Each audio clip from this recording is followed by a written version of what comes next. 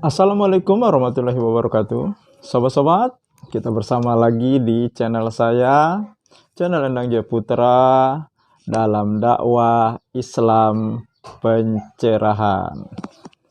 Sobat-sobat, konten saya kali ini ingin mengoreksi apa yang disampaikan oleh Sani Uye pada kontennya yang ini, sobat-sobat.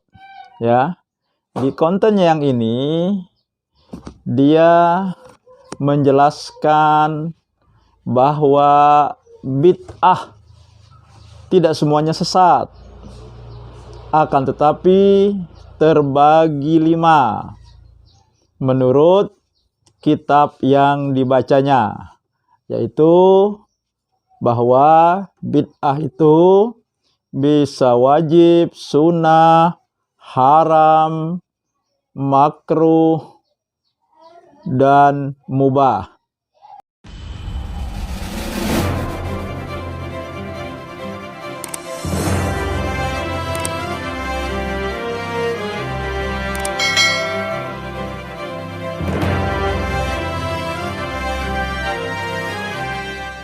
Kemudian dia mengutip juga perkataan Imam Syafi'i bahwa bid'ah itu terbagi 2. Ada bid'ah yang dolalah, ada bid'ah yang hasanah.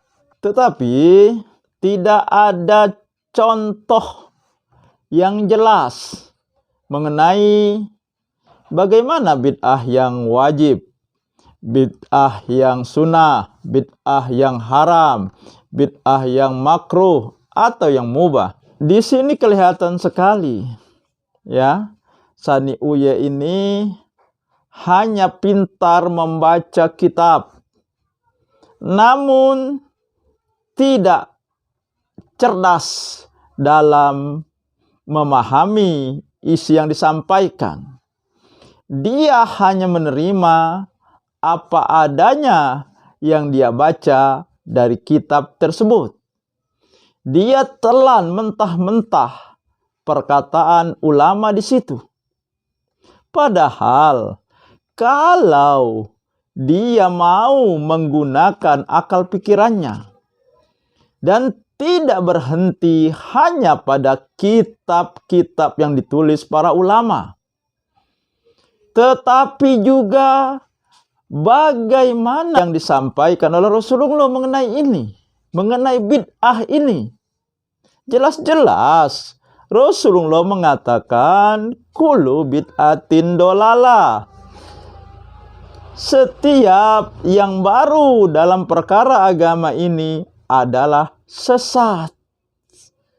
Nah, jadi perkataan ulama yang menjadi dasar Sani Uye untuk mengatakan bid'ah itu tidak semuanya sesat, akan tetapi terbagi menjadi 5, tentu saja bertentangan dengan sabda Rasulullah.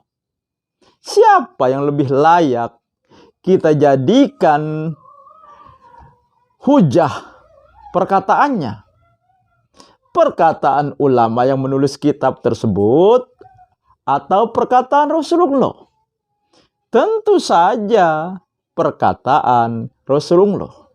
Maka sering beberapa kali saya ungkapkan kesalahan ahlul bid'ah untuk sampai kepada kebenaran Islam yang sebenar-benarnya, karena mereka belajar agama hanya berhenti kepada kitab-kitab dan kepada ulama-ulamanya.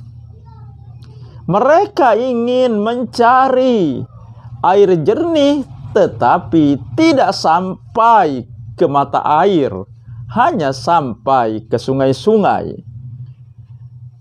Kemudian mereka juga mendasarkan perbuatan bid'ah mereka dengan perkataan Imam Syafi'i bahwa ada bid'ah dolalah dan ada bid'ah hasanah.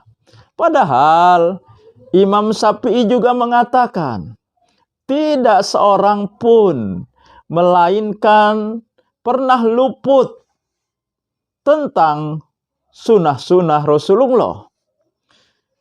Maka jika pendapatku, jika kaidah yang pernah aku letakkan, kemudian ada hadis Rasulullah yang bertentangan dengan pendapatku, maka yang benar adalah pendapat Rasulullah Shallallahu Alaihi Wasallam. Nah, jadi perkataan Imam Syafi'i mengatakan ada bid'ah hasanah sudah terkoreksi dengan perkataan Imam Syafi'i yang berikutnya. Dan juga Sani Uye mengutip perkataan dari Ibnu Taimiyah yang dia sebut ulama yang dipuja-puja kaum Wahabi, bahwa Ibnu Taimiyah mengatakan bid'ah lawan dari syariat. Syariat adalah apa-apa yang diperintahkan oleh Allah dan Rasul-Nya, baik yang wajib maupun yang sunnah. Kemudian ada tambahan dari perkataan beliau tersebut. Ini perlu dipertanyakan tambahan ini, karena tambahan ini bertolak belakang dari perkataan awalnya tadi yang mengatakan bahwa bid'ah lawan dari syariat. Syariat adalah apa yang diperintahkan oleh Allah dan Rasul-Nya, baik yang wajib maupun yang sunnah.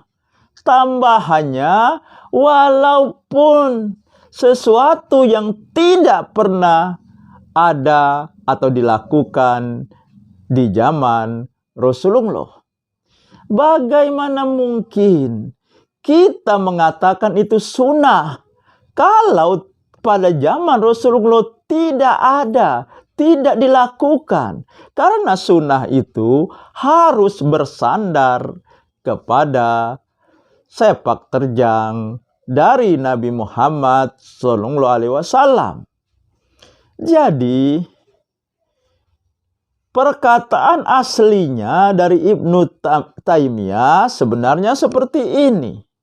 Tambahan walaupun tidak ada, tidak dilakukan di zaman Rasulullah, sepertinya itu ditambah-tambahkan.